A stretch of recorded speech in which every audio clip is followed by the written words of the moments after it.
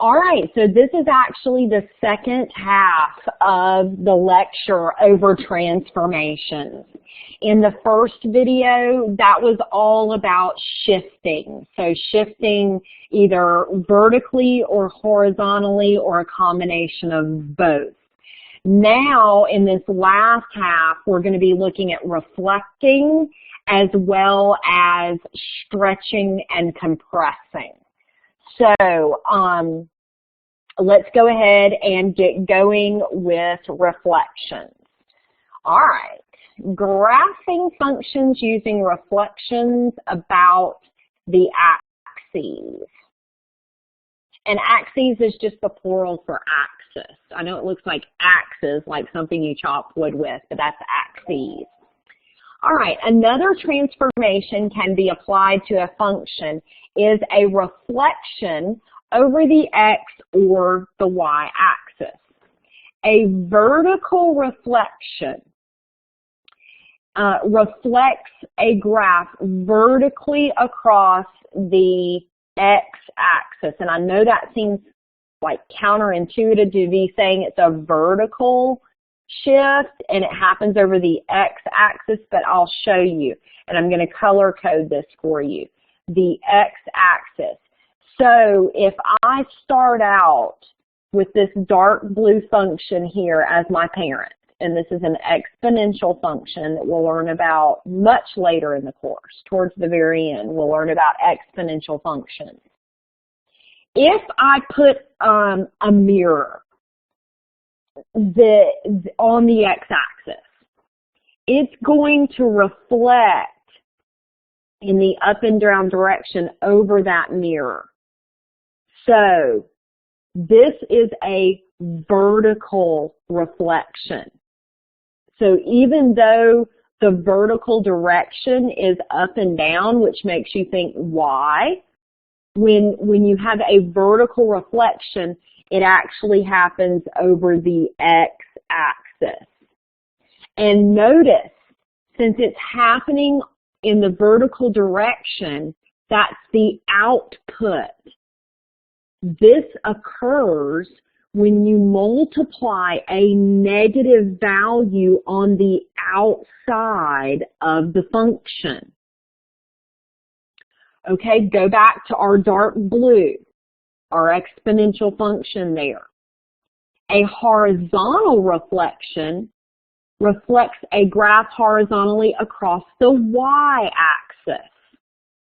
So if I put a mirror on the y-axis, it's going to reflect it across that way.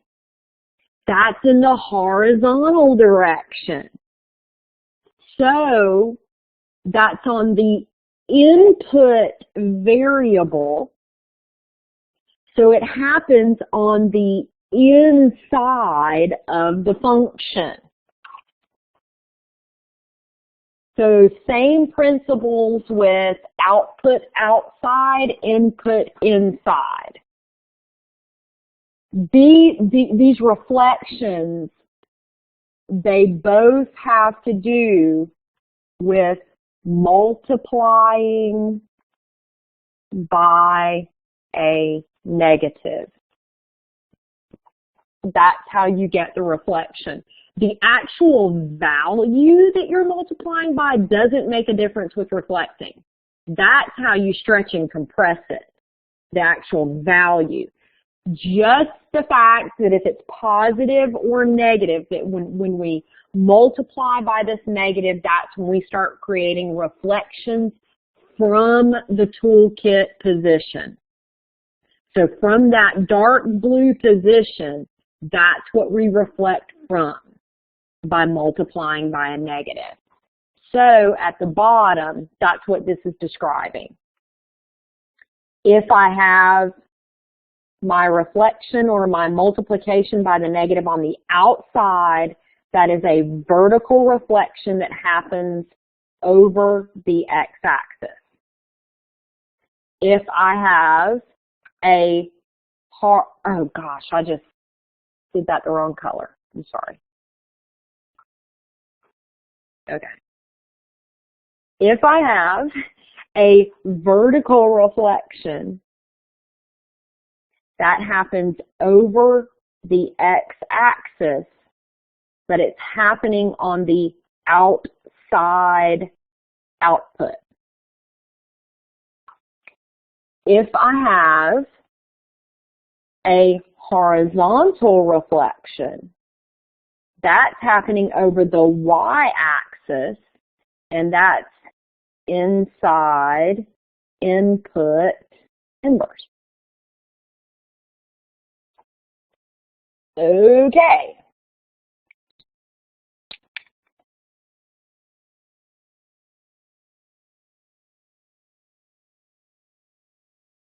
So, given a function, reflect the graph both vertically and horizontally. So, for a vertical reflection, once again, for a vertical reflection, that happens outside output multiplied by the -1. For a horizontal reflection, that happens on the inside input inverse, and you also multiply the variable, the input variable, by a -1. Okay, so we're given this toolkit function, and they're calling it S of t is the square root of t. So it's just a good old square root function. And we're asked to reflect this vertically and horizontally. So I'm going to create an x, y table, or in this case, a t, S of t table. Doesn't really matter what they call these variables. They function the same. And we have the key points, 0, 0, right here, 1, 1, and I see you're typing something, Cyprian. I'm just continuing until you get done typing, and 4, 2. So there are 3 key points for this toolkit function. Now, if we want to reflect vertically, that happens over the x-axis, and it happens to the output of the function. So my new function, we'll call it R of t, I guess.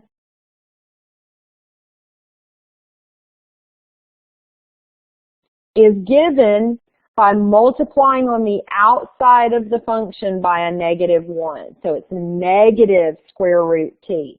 So now I have my input output of t and R of t. And the only thing that happens, my inputs stay the same. And let me show you where I'm getting these from. My inputs stay the same, 0, 1, and 4 as my toolkit. But then to reflect over the x-axis, I've got to multiply all my outputs by a -1. So my outputs of 0, 1, and 2 all get multiplied by a -1. So we're no longer adding and subtracting values. That's shifting. We're multiplying, so we're either reflecting or compressing and stretching. Okay, so -1 times 0 is 0. -1 times 1 is -1. -1 times 2 is -2. So here's my new graph. 0, 0, 1, -1, 4, -2. So you can see it's the exact same shape as my toolkit function. It's just been reflected over the x-axis in the vertical direction. And finally, reflecting horizontally, we'll call this, let's see, RSTUV, we'll call it V of T. I should have done V of T and H of T for vertical, and let me actually go ahead and change that. That seems like a much better idea. We'll call the vertical translation V of T.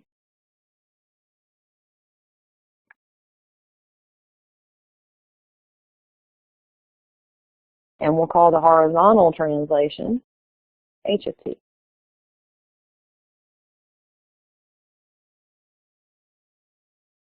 Okay, so it's happening on the input. So I have the square root, and on the inside, I multiply my t, or my input value, by -1. So the square root of -t. So now I have a t, h of t, and I start with my original input and output values. So I have 0, 1, let me write the rest of my chart here. Yeah. 0, 1, and 4.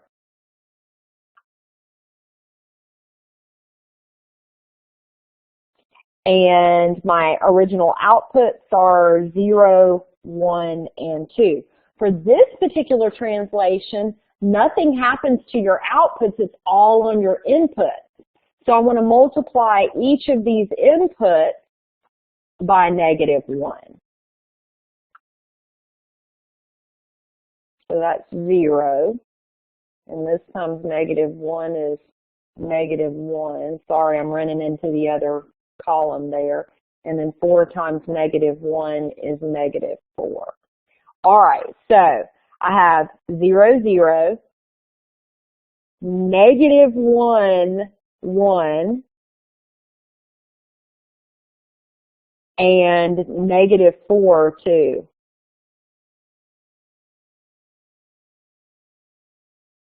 So it took my original toolkit function, the y-axis was set up as a mirror, and it reflected over to give me the square root of -t. You good so far with reflection?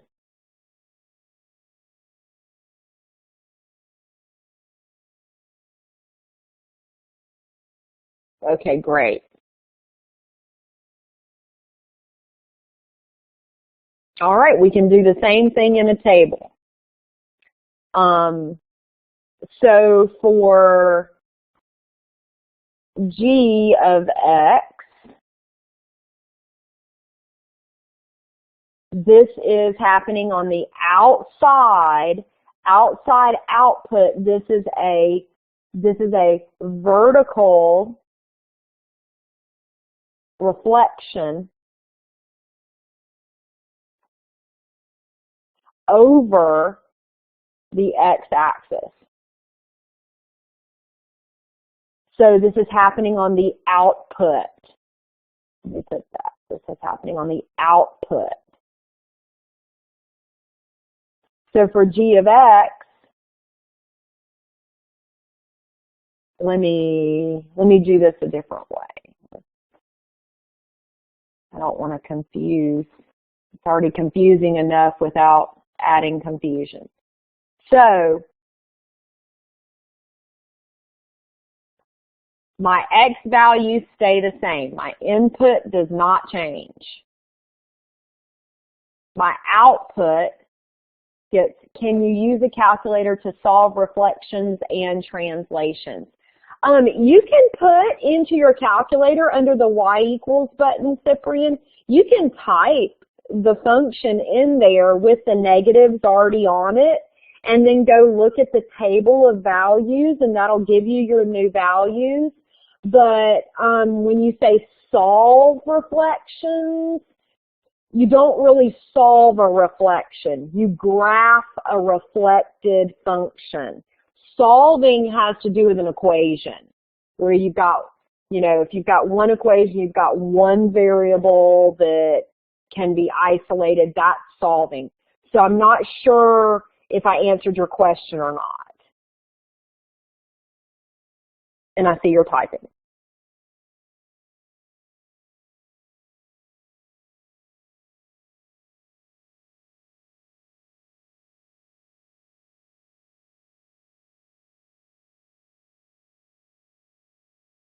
I meant both solving and graphing.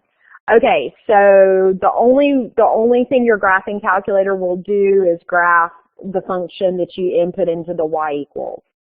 And it'll show you a table of values. So you could go grab these values. You just have to type it into the y equals section before you do that. Solving, like I said, there is no solving a reflected function because solving is used for equations. And we don't even talk about reflecting when we're talking about equations because equations aren't meant to be graphed, they're meant to be solved. Hopefully that cleared that up for you. Okay. All right, so outside output, we need to multiply each of the original output values by -1. And my original output values were 5, 10, 15, and 20. So my new points for part A were -5, -10, -15, and -20. All right, so I have the points -2, -5, 0, -10, 2, -15, and 4, -20. So that's part A. Part B says, okay, reflected on the horizontal axis. So this is a horizontal reflection over the y-axis, and this is done on the input. So we have x, h of x. Oh, let me actually color code these last input values because these are the same as your parent. 0, 2, 4. There we go. All right. So with this horizontally reflected function, my output values don't change from the original. 5, 10, 15, 20. The only thing that changes is I'm going to be multiplying my inputs by -1.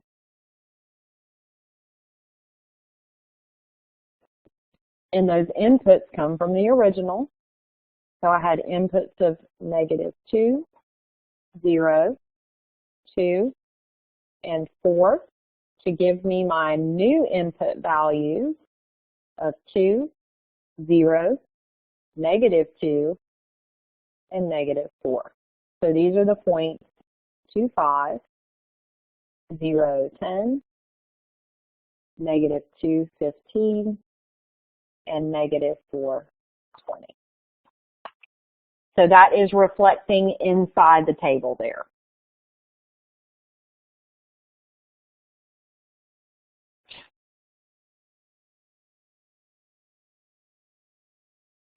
All right, even and odd functions. For a function is considered even, and I'm going to change my color schemes here since we're talking about something different. I'll go with red and green. Okay. So if a function can be considered an even function, when you plug -x in other words, it's considered an even function when you reflect it across the y-axis and you end up with the same function you began with. Take, for example, the parabola in its toolkit position. If I set up a mirror on the y-axis and flip it over the y-axis, it's going to end up landing right where it started. Did that make sense, Cyprian, that little drawing off to the right?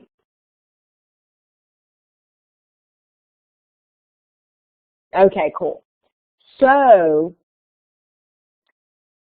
these functions, that when they are reflected across the y-axis, if they remain the same as what they are to begin with, those are what even functions are.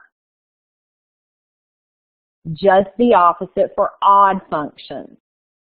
When you have an odd function,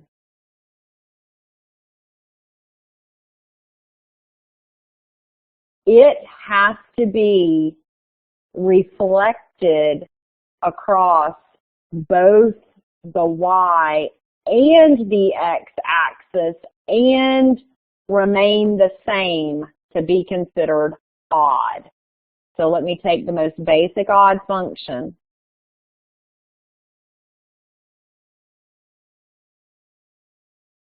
And that's the cubic.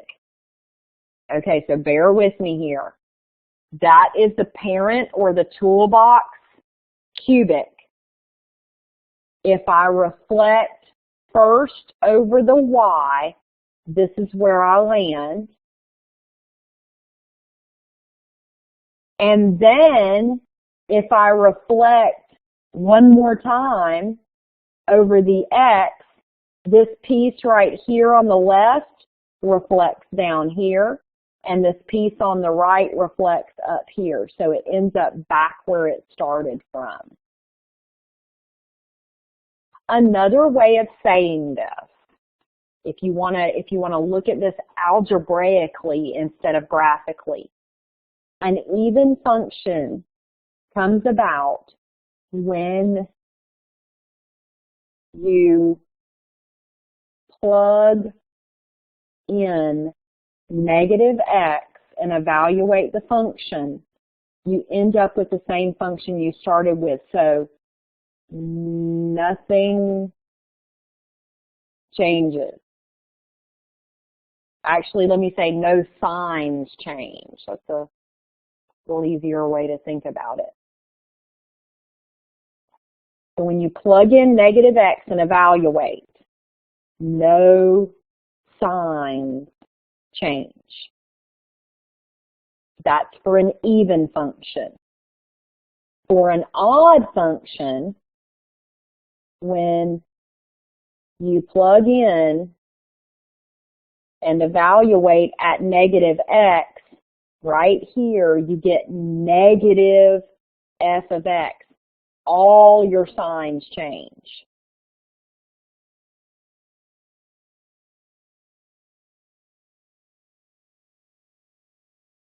Okay, so that's what this says right here. So let's look and see how this is. And if some change and some don't, if some signs change and some don't when you plug in negative x, then it's neither. It's neither even nor odd. Okay, so let's check A here. To check and see if this is even or odd, I plug in negative x into the function and see what I get out. So negative x cubed plus 2 times negative x. Negative x cubed is negative x cubed. 2 times negative x is negative 2x. All right. Notice this. I started with a positive x cubed and a positive 2x. And I ended up with a negative x cubed and a negative 2x. All signs changed, which means this is an odd function. Okay, let's check this next one. F of negative s So that's negative s to the fourth plus 3 times negative s squared. Notice I'm always using parentheses to plug in, especially when you start squaring or raising to any even root. You'll get a different answer if you do not plug into parentheses, so please make sure that you're doing that. All right, negative s to the fourth is positive s to the fourth, because when I multiply a negative by itself 4 times, I get a positive. Negative s squared is positive s squared times positive 3 is positive 3s squared, and then I have a positive 7. Okay, so look here. I started with a positive s to the fourth, and then I have a positive 3s squared and a positive 7. I ended up with a positive s to the fourth, positive 3s squared, positive 7. No signs changed,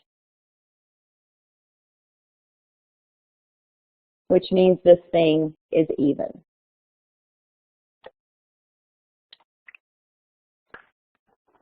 You good with even and odd?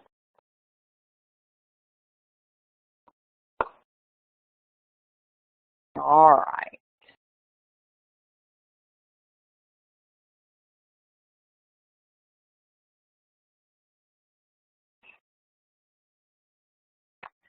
Okay, now we're finally to this last characteristic of transformations. And apparently I misspelled compressions on the notes. I transposed my O and my I.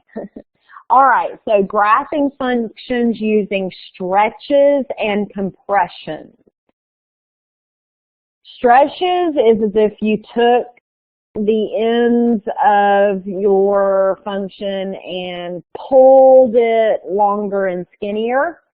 And compression is as if you put a weight on the top of your function and pressed it down towards the axis. So we have a stretch and a compress. Adding a constant to outputs or inputs, that doesn't affect the shape. Remember, adding and subtracting, all we're doing is taking that same shape and moving it around. We're shifting it around in the plane. Now, we multiplied by just a negative, and that gave us our reflections over the x and over the y axes.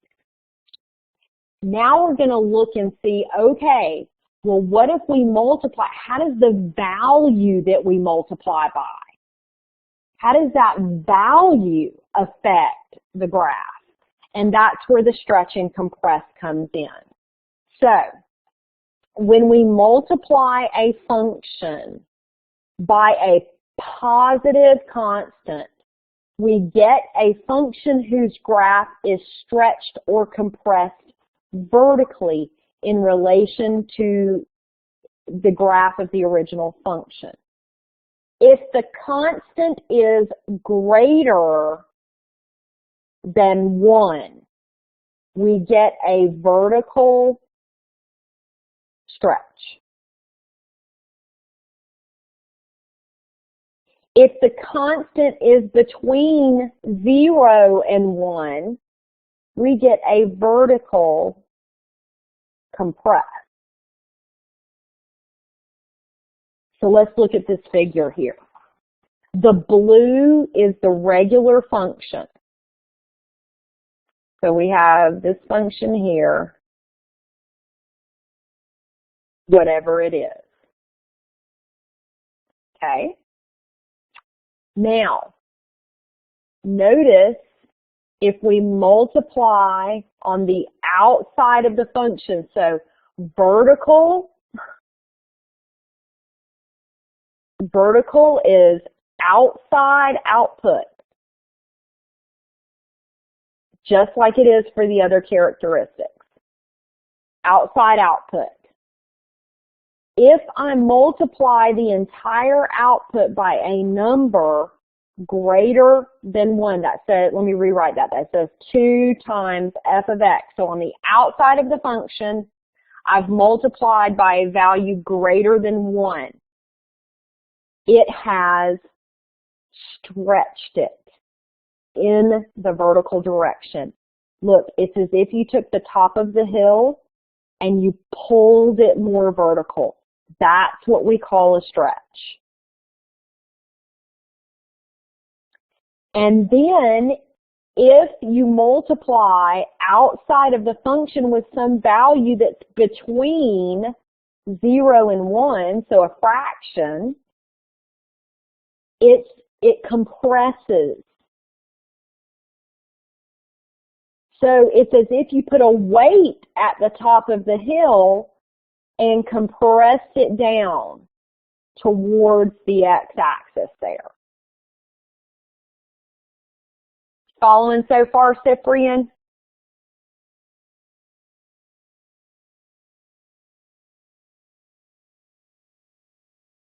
Okay.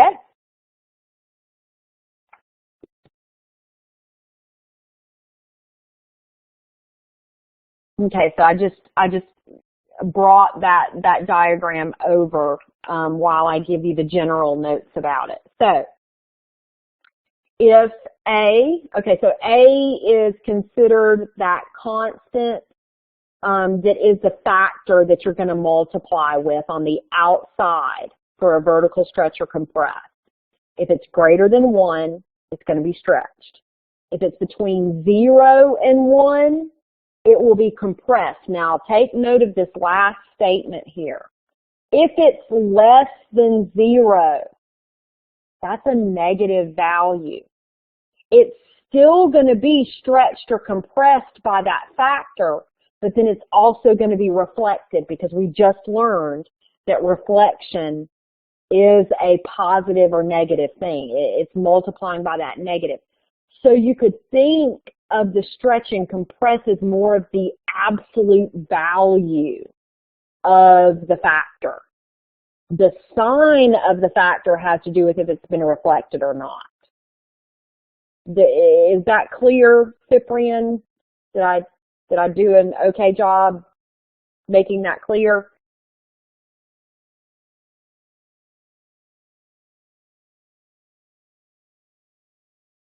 Well, thank you. I appreciate that. All right, so how to graph a vertical stretch. First, you want to identify, okay, well, what is that factor that I need to multiply by to create that stretch or that compress? You want to multiply all of your range values. That's your output. This is happening in the vertical direction. So don't forget vertical, outside, output. And then if A is greater than 1, it's a stretch. If A is between 0 and 1, it's a compress. And if it's less than 0, you use the absolute value of the number for the stretch or compress, but then you also have to reflect. For example, before we move on to actually looking at a problem, if I wanted to see what negative 2 f of x would look like here, it would have that same hill as the green or the teal colored one, except it'd be going down. But it's going to be that same stretch or compress, just opening downward. Hopefully that helped with understanding.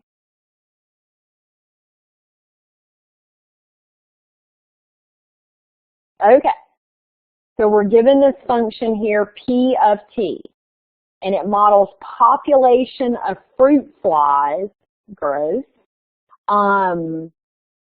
as a function of time, maybe? It doesn't really tell us.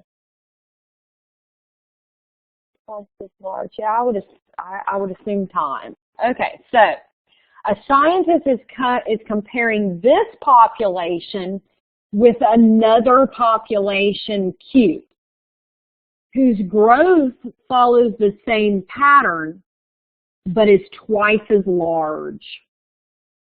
So we're talking about greater output. So we need for our, let me choose a different color. Let me choose purple.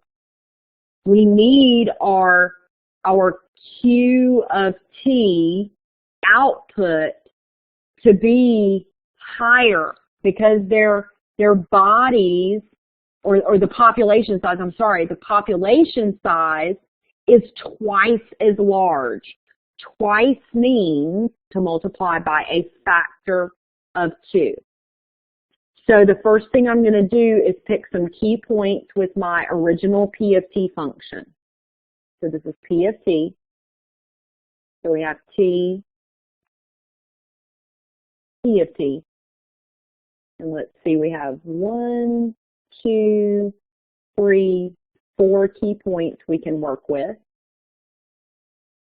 So we have 0, 1, 3, 3, 6, 2, and 7, 0. Okay, yeah, that would have to be time because the fruit fly, it apparently is going to die after 7 days. I'm assuming these are days it's talking about. Okay, so, yeah, thank goodness. So our Q of T function, their population size is twice as large as this population. So we have the same days, the same amount of days that we're comparing. So nothing changes about the time. 0, 3, 6, and 7. However, our population at that time is going to double. So I need to multiply by a factor of 2 on each of these to get my new population totals on those days. 2, 6, 4, 0. Okay, let's see what they look like compared to each other graphically speaking. 0, 2, 3, 6, 6, 4, and 7, 0. So this swoops up here,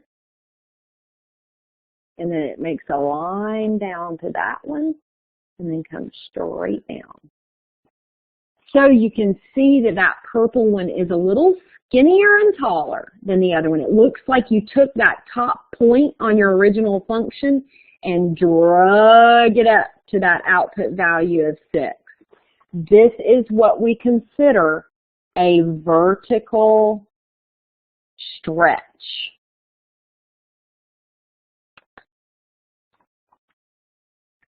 All right.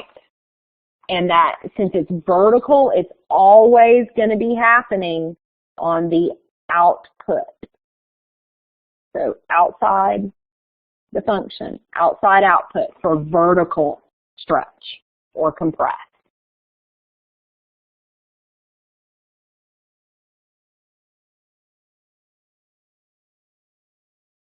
Let me go back here. I want to show something else. Let's say we had even another population of bugs or whatever we're comparing, fruit flies. Let's say we had R of T, and let's say that this particular population only had half the amount. The population size was half that of the original. So T, R of T, nothing changes with our input values. 0 days, 3 days, 6 days, 7 days. And what happens here is that now we're multiplying by a factor of 1/2 by each of our original outputs. Okay, so we are multiplying by 1, 3, 2, and 0. And we end up getting, okay, so half of 1 is 0.5. Half of 3 is 1.5. Half of 2 is 1, and half of 0 is 0. So we have the points 0.5. So this is a compress. 3, 1.5. 6, 1. And 7, 0. Here we go. And there, and then down. So it's as if you put a weight on the top. So this is a vertical compress. And it also happens on the outside output because it's vertical. Was that helpful to see what a compress looks like comparatively speaking on the graph there, Cyprian?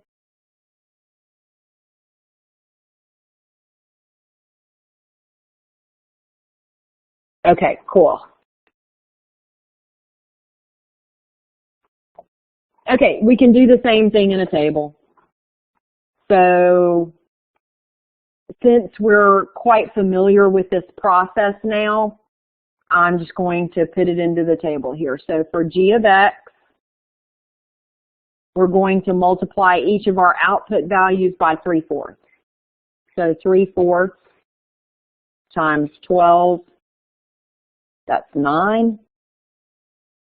3/4 times 16 is 12.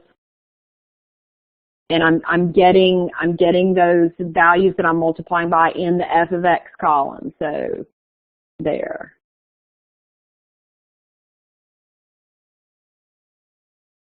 Uh, 3/4 of 20 is 15, and 3/4 of 0 is 0.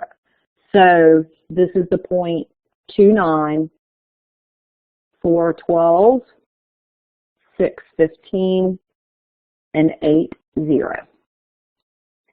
All right, write a formula for the function that we get when we stretch the identity toolkit function of by a factor of 3, and then shift it down. So shift, we're going back to the old information of translation, shift it down by 2 units. So if we start out with our toolkit function f of x, it doesn't matter what function it is, they're all going to act the same.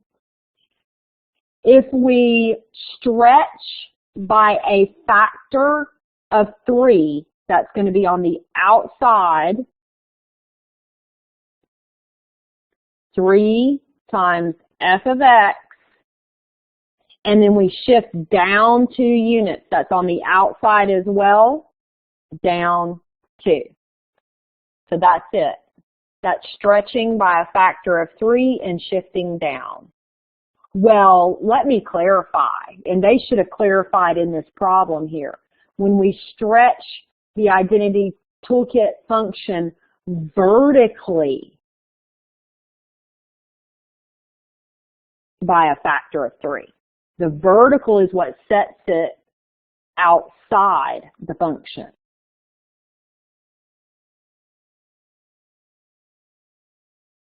Because you can stretch by a factor of 3 on the inside, but you're stretching horizontal. I'm sorry, you're actually compressing horizontally. But we'll get there in a moment. Actually, we're going to get there right now.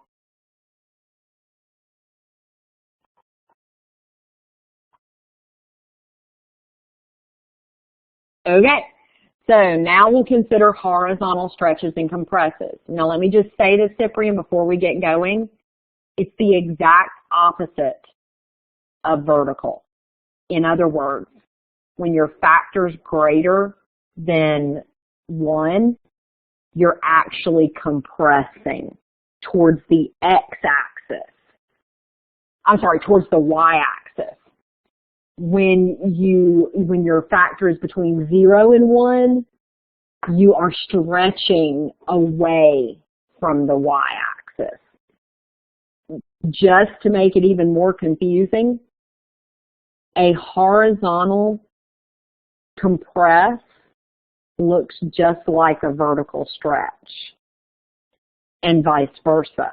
A horizontal stretch looks like a vertical compress. So it's very confusing. Yes, as you should. I don't usually ask too many questions on stretching and compressing because it is quite confusing, especially because it's the opposite of each other, and it's very difficult to tell with many functions if it's been stretched or compressed or whatever. So they should tell you if you're dealing with vertical or horizontal and not just make you look at it and guess. Because, like I said, you cannot tell the difference between a vertical stretch and a horizontal compress unless you see the actual function in its equation form. Yeah, this is all from OpenStax. Yeah, all of your notes and everything, I take them straight out of the textbook. And I do this so that you can learn, oh, it's not an error in the textbook. It's just how it's just how it is. It's just confusing like that, no matter what textbook you're studying it out of. I'm waiting to see what you have to say. Oh, they've disclosed that there's some errors in there. Okay. All right. Well, it is a free textbook, and it has been peer reviewed, but you know, sometimes those things get missed. So hopefully it's not too blatant to where it makes it impossible to understand. All right, let's look at horizontal stretching and compressing. Now we consider the changes inside the function. Remember, we have inside, input, inverse. And this is all going to have to do with the horizontal direction. When we multiply a function's input by a positive constant, we get a function whose graph is stretched or compressed horizontally in relation to the graph of the original function. If the constant is between 0 and 1, we actually get a horizontal stretch. Remember, inside, inverse, it's the opposite of what you think it should be. If the constant is greater than 1, we get a horizontal compress or compression. So it's just the opposite.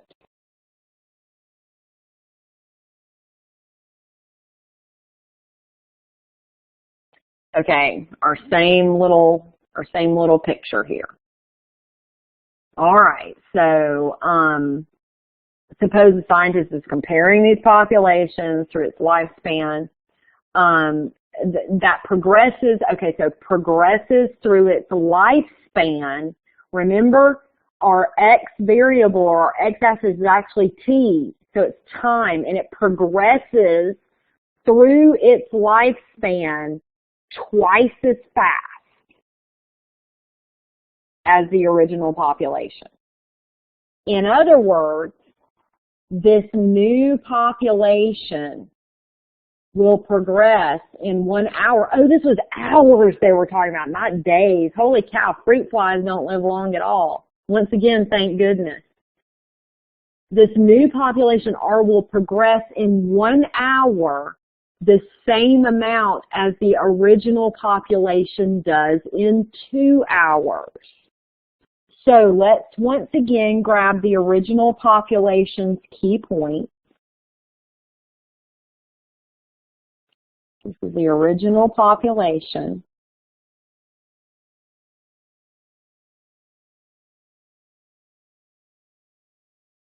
And we have the point 0, 1, 3, 3, 6, 2, and 7, 0. So we'll progress 1 hour the same amount as the original population does in 2 hours, and in 2 hours it will progress as much as the original population does in 4 hours. Sketch the graph of this particular population. Okay, so we have our population R of T, and it's twice as fast. All right. So here's where it gets confusing. You would think that you would multiply by a 2 on all of your input values, but you don't. Inside input inverse. So since it's twice as fast, you're going to multiply the input by the inverse of 2, which is 1/2. Because since it's twice as fast, it only takes half the amount of time for this to happen. Does that make sense, Cyprian? Okay, cool. Whew. So T, R of T,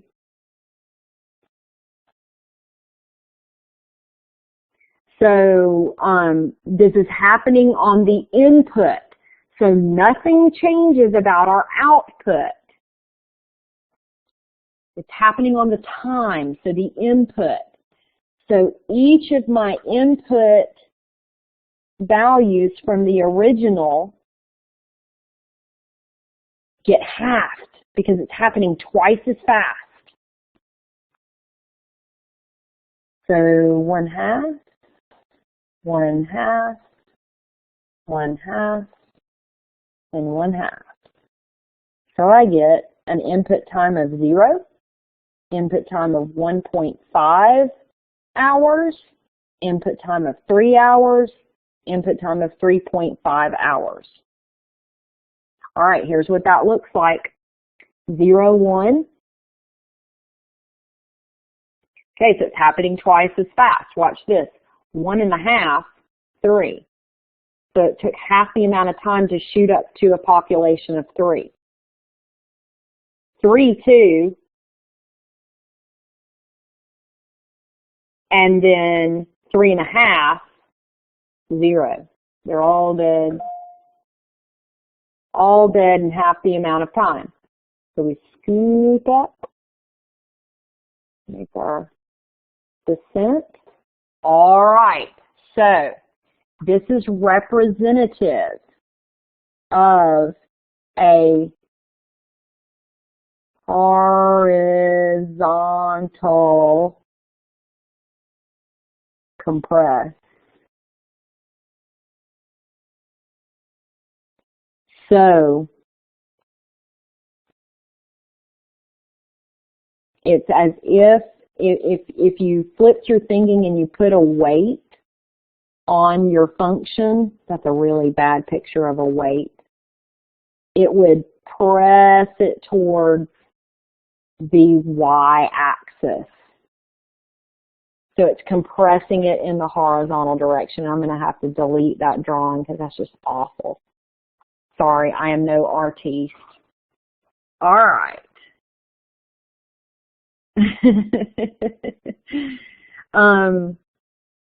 And we don't really have room to show a horizontal stretch, especially if we wanted to do it, if it took twice as long instead of twice as fast. But it would be, because we don't have enough room on our graph, but it would look something along these lines. You're going to have that same starting point, and then its next point is not going to be until here, and then it comes down one here, and then it goes all the way up to 14, so somewhere here. So it scoots up, comes down, and then down. It's a horizontal stretch. It's pulling it away from itself in the horizontal direction.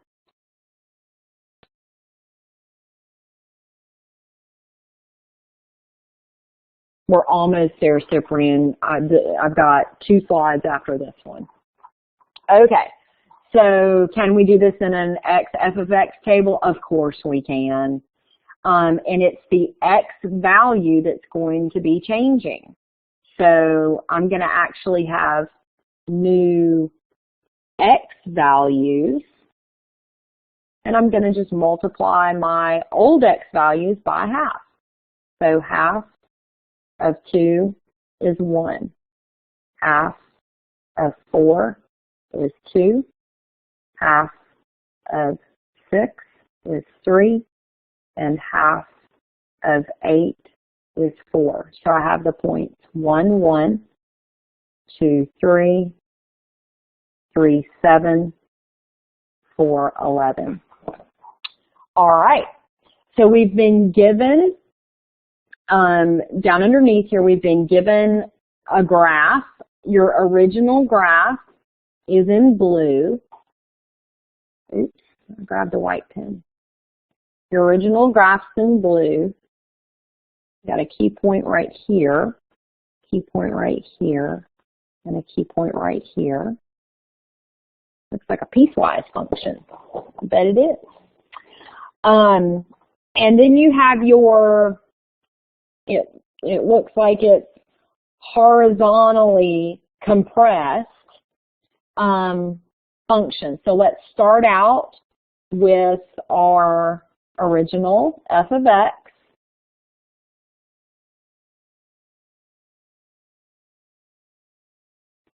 We've got 3 key points we can work with. 0, 0, 4, 4, and 6, 4. And then let's pull out key points for g of x. So x, g of x, same 3 key points. So 0, 0. Let's see. Okay, so I definitely know 2, 4.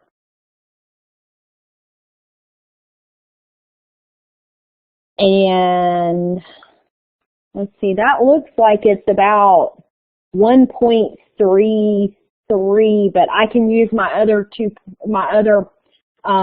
last points to figure out what that factor is. So notice this. At an output value of 4, for my first function, I had an input of 6. And for my second function, I had an input of 2. I would have to divide 6 by 3 to get 2. That's the same thing as multiplying 6 by 1/3. That gives me 2. So I'm assuming that my factor is 1/3. And the reason I was having trouble with 4 because that's not, it's 1.333. 4 times 1/3 is 4/3, which is 1 and 1/3, which is 1.333. So this is actually 1 and 1/3 with an output of 4. So I need to write my new function. I think that's what it asked me to do, relate the function. Okay, so if I have f of x, that means that I had to have g of 1/3 x there. And this last one on the page, write a formula for a toolkit square root. Toolkit square root is just f of x equals square root of x. Let me just give a barrier between these problems. That has been stretched horizontally by a factor of 3. So f of x equals square root of 3x.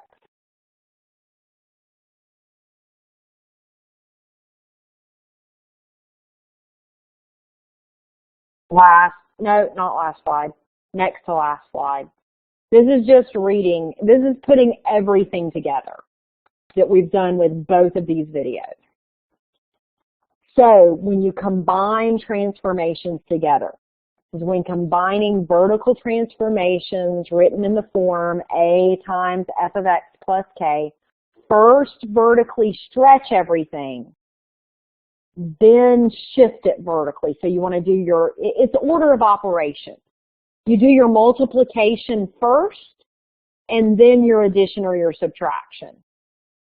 Same thing with horizontal, written in the form f of bx plus h.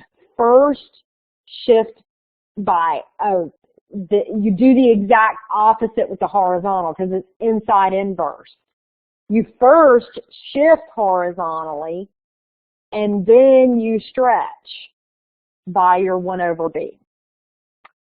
When combining horizontal transformations written in the form f of b times x plus h, first horizontally stretch and then shift. So it's giving you all these rules to go by here. And then finally, horizontal and vertical transformations are independent. It doesn't matter if you start with the vertical or the horizontal first. I found this other list online. This comes from another textbook. So order of function transformations, start with your horizontal shift. So adding or subtracting on the inside of the function.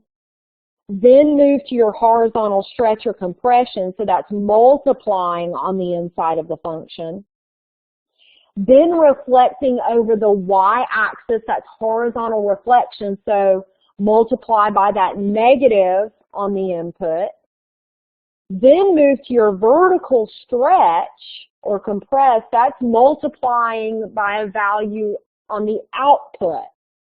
Then reflect over the x-axis, so then multiply by your negative on the output. Then vertically shift, so add or subtract. Important note, horizontal and vertical, okay, we don't deal with dilation, thank the Lord. So don't even worry about that last one.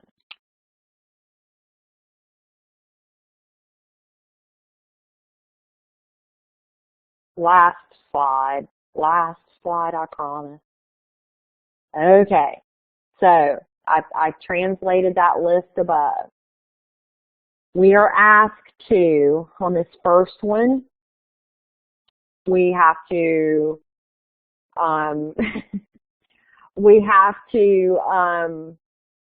stretch or compress in the vertical direction with the 2. So I'm just going to list everything that's happening on this function. So this 2 is a vertical stretch.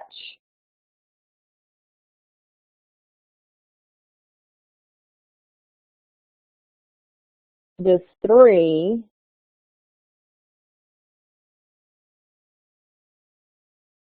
is a horizontal stretch.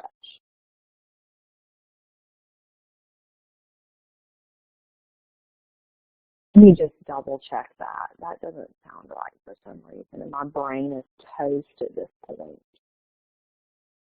Let's see. Just want to make sure I have that right. It's greater than 1.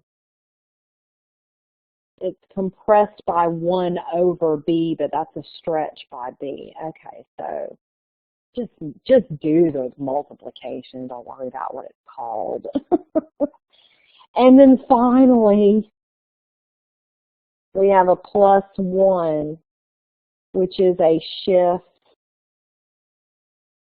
up 1. Okay. So we want to do our horizontal stretch or compress first, since that's what comes first. And let me color code this. That's what comes first in our list. And then we will do our vertical stretch or compress. And then finally, we'll do our vertical shift. Okay, so our horizontal stretch or compress. That's happening on the X. So what I need to do is multiply each of them by 3.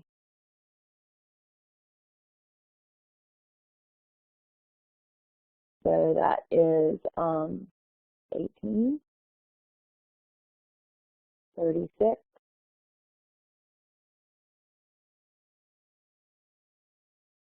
3 times 18 cannot be done in my head right now. 48 maybe? I think I just did it in my head. Let's see, 3 times 18, better check. 54, there you go. Yeah, completely wrong. And 3 times 24, 24 and 24 is 48, and 24 is 72. Let me double check that. 3 times 24. Yes, 72. So those are our new X values. Everything else is done on the Y value. And we go in order of operations. So the first thing I do is multiply by my factor of 2.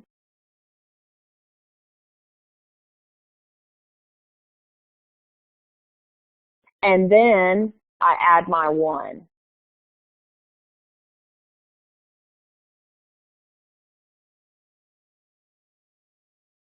So this is 21, 2 times 14 is 28, plus 1 is 29, 2 times 15 is 30, plus 1 is 31, 2 times 17 is 34, plus 1 is 35.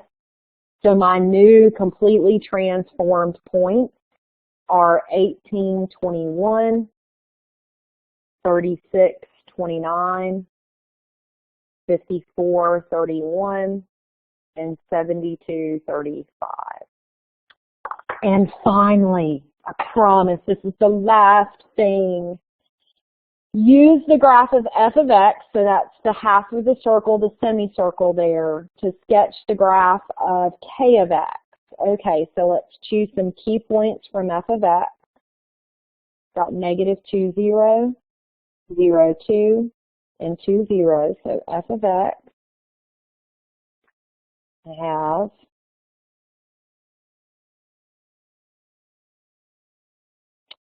-2, 0, 0, 2, and 2, 0. And then my k of x, I need to shift horizontally first. So let me just point out that that is minus a -1. Instead of +1, it's minus -1.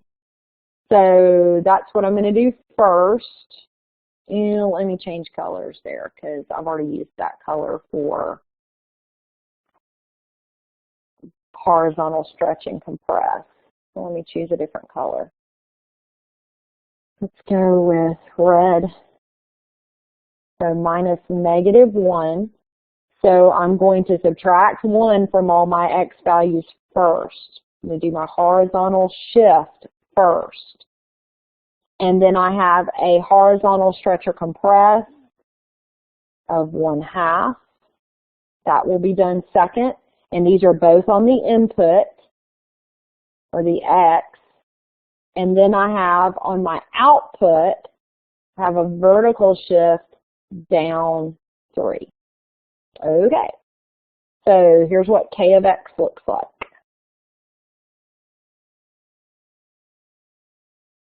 I have x, k of x. I started in my x's with -2, -2, 0, and 2. The first thing that I want to do is shift. So I subtract 1 from each of those. And then I'm going to multiply by the factor of 1/2. So you're still following order of operations because you would do what's on the inside of the parentheses first. Okay, so on the inside of the parentheses, -2 and -1 make -3. Half of -3 is -1.5. 0 minus 1 is -1. -1 times 1/2 is -0.5. And 2 minus 1 is 1. Half of 1 is 0.5. Okay? And my K values, my K of X values, I start with 0, 2, and 0, and they each get a 3 subtracted from them. So this is going to drop that down 3 units to give us -3, -1, and -3. All right, this is the last graph, -1.5, -3. -0.5, -1.